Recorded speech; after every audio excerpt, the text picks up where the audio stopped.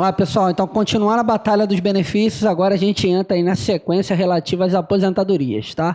Então, já caminhando aí também, já na reta final aí dos nossos benefícios, tá? Benefício, matéria importantíssima, mega power importante de prova, tá ok? É o nosso IPC, é importante pra caramba, demais, absurdo. Tá legal, pessoal? Então a gente abre hoje falando da nossa aposentadoria por invalidez. Então essa daqui vai ser a nossa primeira aposentadoria que a gente vai estar abordando, pessoal. Então vamos lá. Carência, tem carência? Carência você já sabe. Tem carência? Tem carência? Aposentadoria por invalidez. Então vamos lá. Sem carência, se for o quê? Acidente de qualquer natureza, doença profissional ou do trabalho e doença presente em lista do Ministério da Saúde e Previdência. Então, sem carência, se for acidente de qualquer natureza, doença profissional ou do trabalho, doença elaborada em lista do Ministério da Saúde e Previdência. Demais casos, carência, 12 contribuições. Demais casos,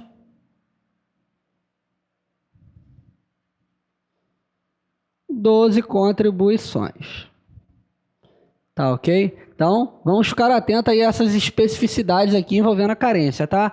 Da aposentadoria por invalidez. Lembrando que a gente viu essa especificidade na aposentadoria por invalidez, está vendo agora, e já viu lá atrás na auxílio-doença, que segue também o quê? A mesma regrinha aqui da aposentadoria por invalidez. Então, sem carência, acidente de qualquer natureza, doença profissional do trabalho ou doença prevista em lista do Ministério da Saúde e Previdência. Demais casos, 12 contribuições. Seguindo, pessoal, quem tem direito, quem são os beneficiários da aposentadoria por invalidez? Então, todos os segurados.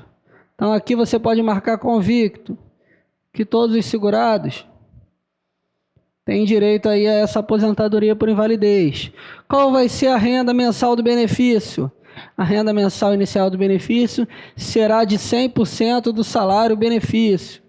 Então, aqui vamos ter uma renda de 100% do salário benefício. Lembrando que a aposentadoria por invalidez, eu não tenho a aplicação do temido fator previdenciário. Então, aqui na hora de eu achar o salário benefício, eu não vou levar em conta o fator previdenciário. O fator previdenciário ele vai estar excluído desse cálculo. Verificação da incapacidade. Então, pessoal, quem é que vai fazer? Isso aqui é um pouco até óbvio, né, pessoal? Quem é que vai fazer essa verificação da incapacidade para julgar se a pessoa é incapaz ou não? Então, essa verificação vai acontecer por quem? Pela perícia do INSS. Então, essa verificação ela é feita pela perícia do INSS. Então, só deixo aqui para vocês, para que não se esqueça, que vai ser feita pela perícia, mas se o segurado quiser, ele poderá levar um médico da sua confiança para a perícia. Só que se isso acontecer, ele é que vai ficar responsável ali pelo pagamento. As expensas com esse médico, com esse profissional de saúde que ele está levando para lá, fica a cargo dele. A Previdência não tem nada a ver com isso, tá ok, pessoal?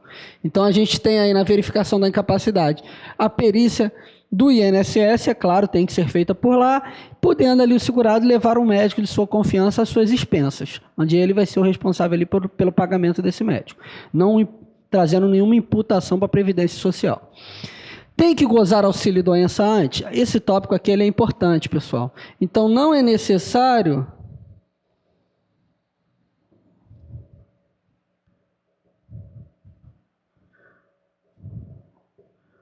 gozo de auxílio doença anterior. Então, não é necessário que goze necessariamente auxílio doença antes da aposentadoria por invalidez. Por quê, pessoal, que não é necessário o gozo de auxílio-doença anterior? Porque a doença pode ser tão grave, mas tão grave, da pessoa já ser imediatamente aposentada por invalidez, sem a necessidade ali de se tentar uma recuperação dela, já que de cara já pode se observar que não tem mais jeito, não tem mais recuperação, ela é inválida. Então não há essa obrigatoriedade de ter que gozar auxílio-doença antes, de ter que ficar uns X tempos de auxílio-doença para poder dar entrada na aposentadoria por invalidez. Então, isso não existe. Não é necessário gozar o auxílio-doença antes, e se gozar, não tem um tempo que ele tem que ficar recebendo auxílio-doença para poder dar entrada na aposentadoria por invalidez, não, tá? Então, essas afirmações, elas são incorretas, então não há essa obrigatoriedade. O que acontece na prática? Sofreu um acidente, aconteceu algum problema com o segurado. Se existe a possibilidade de recuperação, ele vai receber o seu auxílio-doença. Se não existe, ele vai o quê? Ser aposentado por invalidez. Se reduziu sua capacidade para o trabalho, mas ele pode ser readaptado em outra função, ele vai receber o auxílio-acidente. Então, são basicamente as 3 hipóteses, você fica atento a essas diferenças. Então, repetindo, auxílio-doença, existe a possibilidade de recuperação do segurado. Aposentadoria por invalidez, não existe mais possibilidade de recuperação do segurado.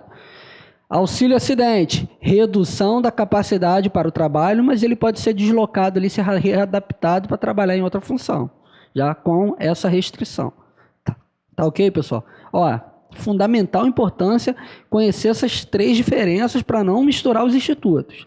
Tá? Então, voltando aqui, tem que gozar o auxílio-doença antes? Como eu disse, não é necessário o gozo desse auxílio-doença anterior. Periodicidade dos exames médicos periciais. Então, os exames médicos periciais acontecerão bienalmente. Então, vamos anotar, os exames médicos periciais acontecerão bienalmente.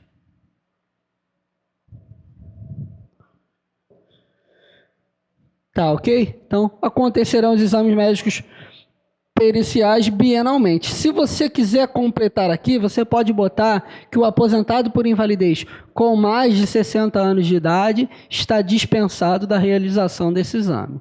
Então, se você quiser dar uma completada aqui, eu já não tenho mais esse espaço, você dá essa completada aí. Vai lá, ó.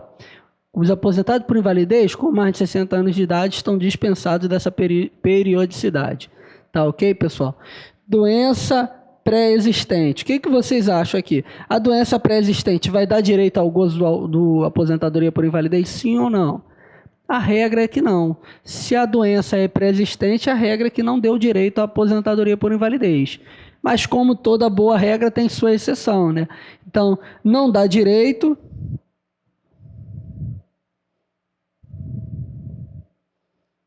A gente pode anotar aqui que não dá direito.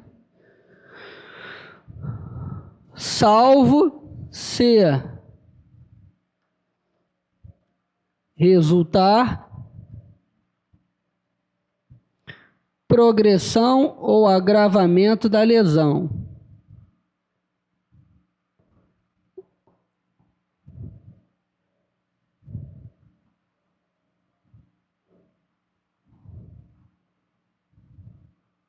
Ou doença. Então, como fica isso aqui, pessoal? Doença pré-existente. Via de regra, não dá direito. Se a doença pré-existe ali ao momento da filiação à Previdência Social, ela, via de regra, não vai dar esse direito à aposentadoria. Mas, se houver, se por essa doença, se em virtude do trabalho, tiver como consequência resultar progressão ou agravamento dessa lesão ou dessa doença, por causa dessa progressão ou desse agravamento, ele passará sim a ter direito à aposentadoria por invalidez. Então vamos ficar atento a essa ressalva aí, que envolve o quê? Progressão e agravamento. Vamos continuar aqui então. Vamos lá, data de início do benefício. Então temos um esqueminha aqui um pouco longo, que eu tenho que ficar atento porque tem especificidades aqui. Então vamos lá. Quando for precedida de auxílio-doença.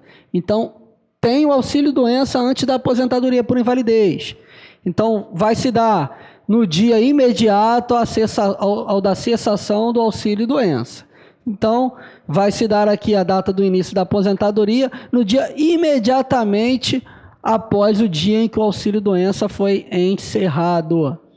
Segunda hipótese. Então, temos aqui nossa primeira. Segunda, quando não for precedida de auxílio-doença. Então, aqui, ó, não tem o auxílio-doença anterior, que a doença é tão grave, ou a lesão foi tão grave, que ele vai direto ser aposentado por invalidez. Então, primeira regrinha, para o segurado empregado. segurado empregado. Como funciona? A contar do 16º dia do afastamento da atividade ou a partir da data da entrada do requerimento, se decorrerem mais de 30 dias. Então, novamente, a mora prejudicando o segurado. Então, se ele deixa passar mais de 30 dias, ele vai receber a partir do requerimento e perderá os dias anteriores ou os meses anteriores que ele deixou passar. Então, ficar atento a essa regra do segurado empregado. Por que a partir do 16º dia, pessoal? Porque os primeiros 15 dias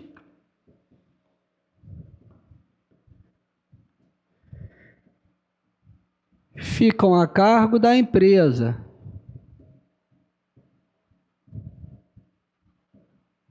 Então, temos os primeiros 15 dias aí a cargo da empresa, tá? Aqueles que estão um pouco desatualizados, fiquem atentos que houve uma medida provisória, no ano, se eu não me engano, de 2014, alterando esse prazo de 15 para 30 dias. Logo depois, essa medida provisória seguiu para o Congresso e ela caiu. E aí, quando ela caiu, voltou novamente aos prazos a ficarem da maneira como está aqui. Então, para a prova, e o que está em vigor hoje é da maneira que está aqui. Então, está atualizado. Então, não fique com dúvida e não se confunda com essa mudança que houve para 30 da MP, mas a MP caiu e voltou tudo a ser como era antes. Não vamos se confundir nisso. Vamos focar aqui, tá? Então, você que está estudando aí por diversos tipos de material, cuidado para não pegar esse material desatualizado. Então, a regra atual e que está em vigor é essa daqui, tá? Então, para o segurado empregado, a contar do 16º dia do afastamento da atividade ou a partir da data da entrada do requerimento, se decorreu mais de 30 dias. Porque os 15 primeiros dias ficam a cargo da empresa. Lembrando sempre que a mora aqui, ó, ela prejudica o segurado. Então, se ele deixar passar os 30 dias, vai ser a partir do requerimento, vai ser pior para ele. Tá ok?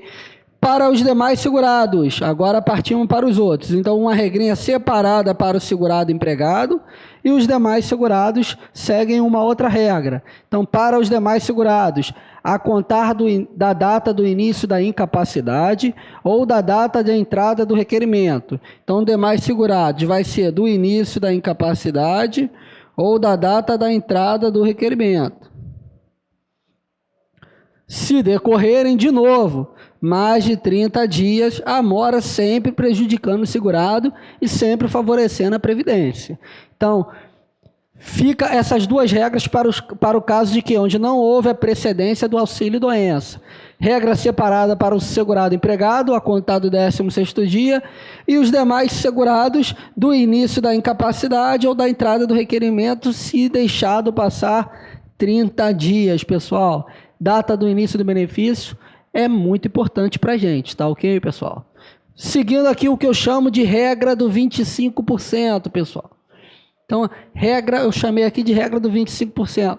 Pessoal, já anote aí, ó, isso aí, ó, cai, isso aí despenca nas provas da CESP. Não só da CESP, nas provas dos concursos em gerais. Isso aqui é muito importante, pessoal.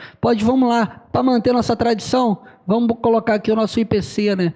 Importante pra caramba. Regra do 25%. Isso aqui cai demais, pelo amor de Deus, cai demais. Não podemos errar. Então vamos lá. O valor da aposentadoria por invalidez do segurado que necessitar de assistência permanente de outra pessoa será acrescido de 25%.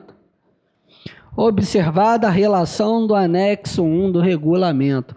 Pessoal, não coloquei o anexo 1 aqui no quadro, até porque não ia dar, porque se dependesse de mim eu colocar para facilitar para vocês, mas vá lá no regulamento da Previdência, leiam esse anexo 1, leiam ele. Lá ele vai ter todas as hipóteses que a pessoa tem, vai fazer jus a esse 25%, ou seja, que vai caracterizar essa assistência permanente.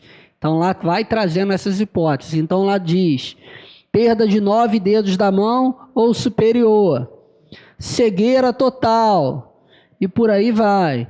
Membros inferiores, perda dos 2 membros superiores ou perda dos 2 membros inferiores. Então, lá traz todas essas hipóteses. São tão assim forte ali as situações presentes no anexo 1 que até facilita ali a memorização, até ajuda a gravar, tá ok, pessoal?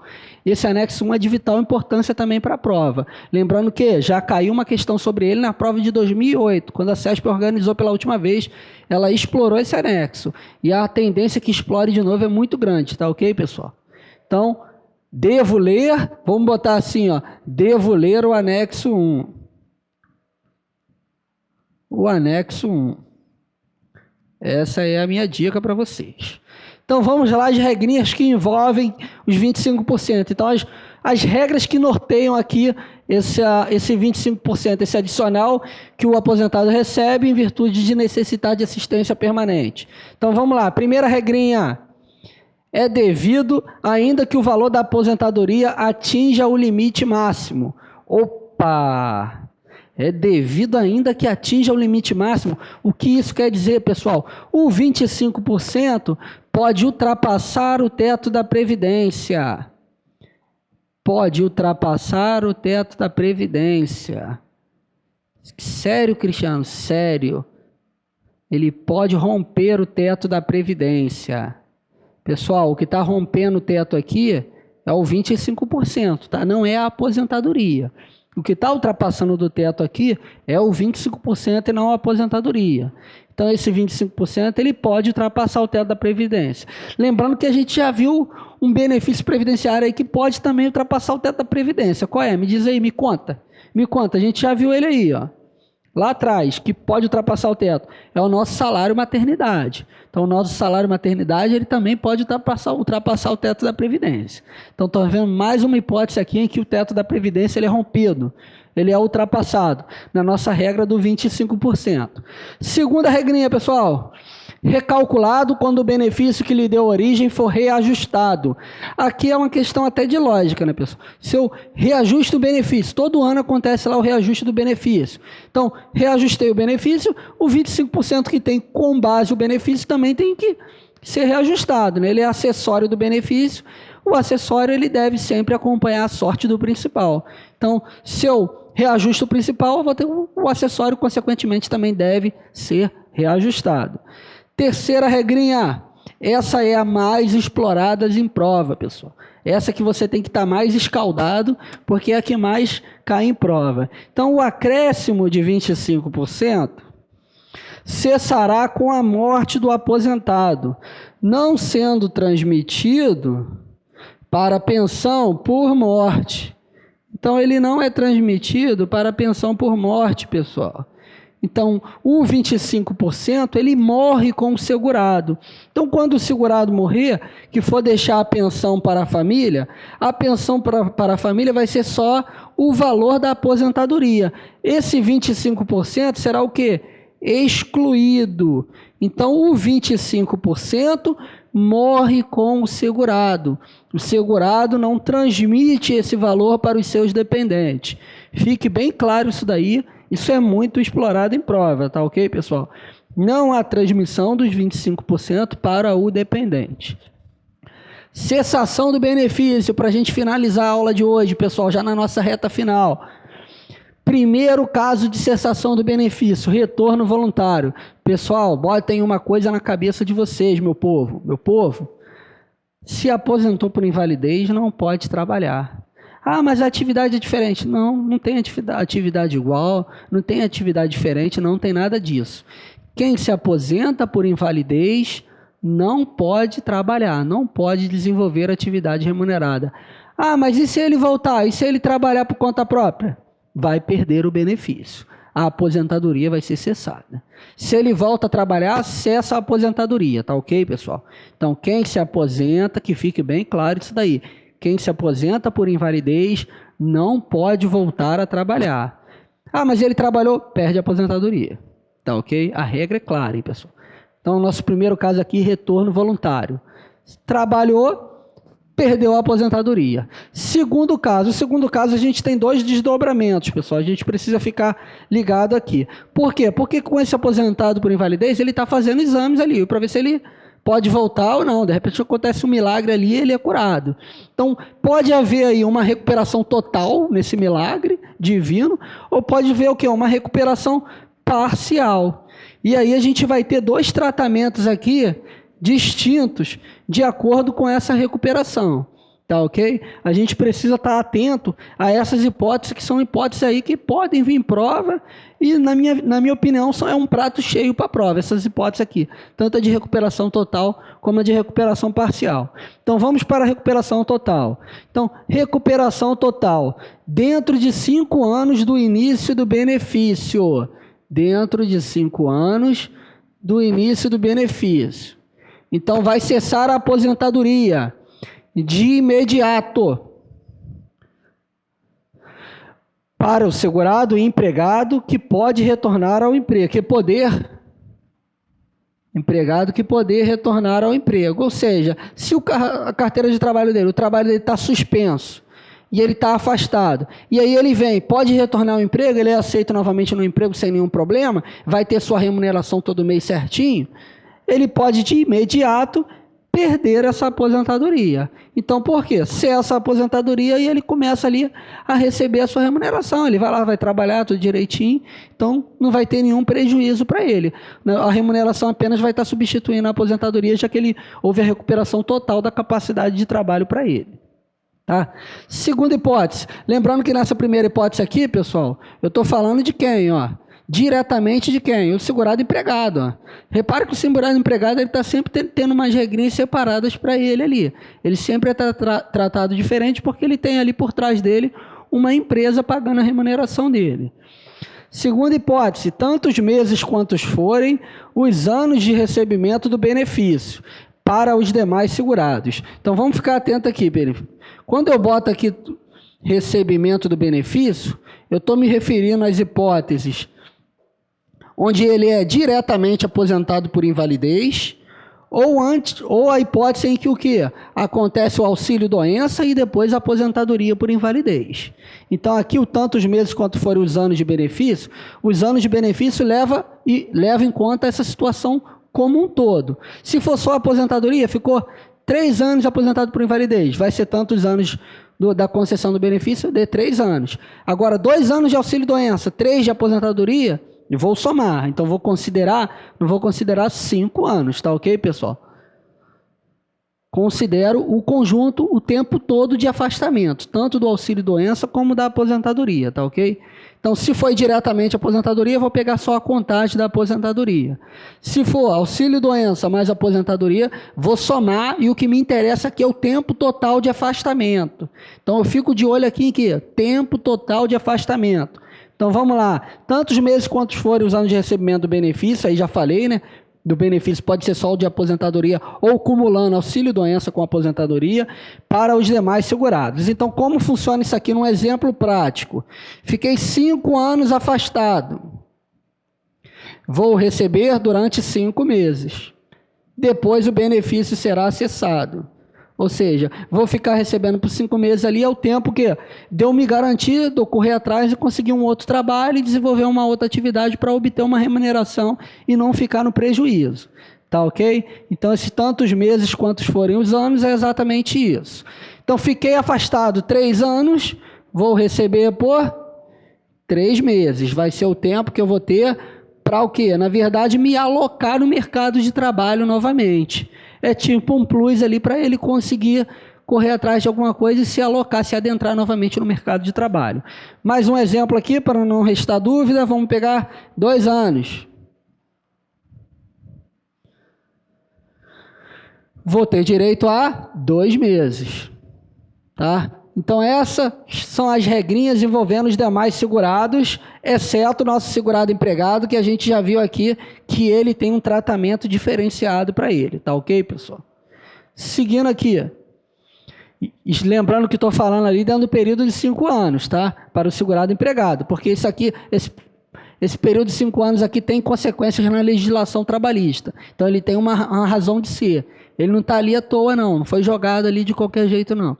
Ele tem uma razão de ser lá na seara trabalhista, tá ok, pessoal? Então, vamos seguindo. Recuperação parcial. Agora, fugimos aqui da recuperação total e estamos seguindo diretamente para a recuperação parcial. Então, vamos ver aqui as especificidades da recuperação parcial. Então, ele só está recuperado parcialmente. Ele não tem mais a capacidade total O prazo passou de 5 anos, então outra hipótese aqui, ó, aqui eu estou adentrado ao prazo de 5 anos, aqui passou o prazo de 5 anos, ou ele foi readaptado. Então aqui temos 3 hipóteses em separado. Recuperação apenas parcial, ele não tem mais a capacidade total para o trabalho. Passou o prazo de 5 anos, ou seja, eu não posso aplicar a regra de cima, ou fui readaptado em outra profissão. Como vai se suceder? Vai ser mantida a aposentadoria sem prejuízo da volta à atividade, pelo valor integral. Então, ele vai receber o valor integral durante 6 meses. Acabou o período de 6 meses, ele vai receber 50% da aposentadoria por mais 6 meses. Então, já está 1 ano recebendo. No primeiro 6 meses recebeu o valor integral, no segundo 6 meses recebeu 50%, no terceiro bloco de 6 meses vai receber 25% da aposentadoria. Com tudo isso, ele já está tentando se alocar no mercado de trabalho, já está buscando uma outra maneira de quê? De oferir renda. Então, passou mais 6 meses, ele recebeu 25%. Então, no total aqui, a gente já foi, ó, 18 meses. Nos primeiros 6 meses, ele levou o valor integral. No segundo 6 meses, ele levou 50%. No terceiro 6 meses, ele levou 25%.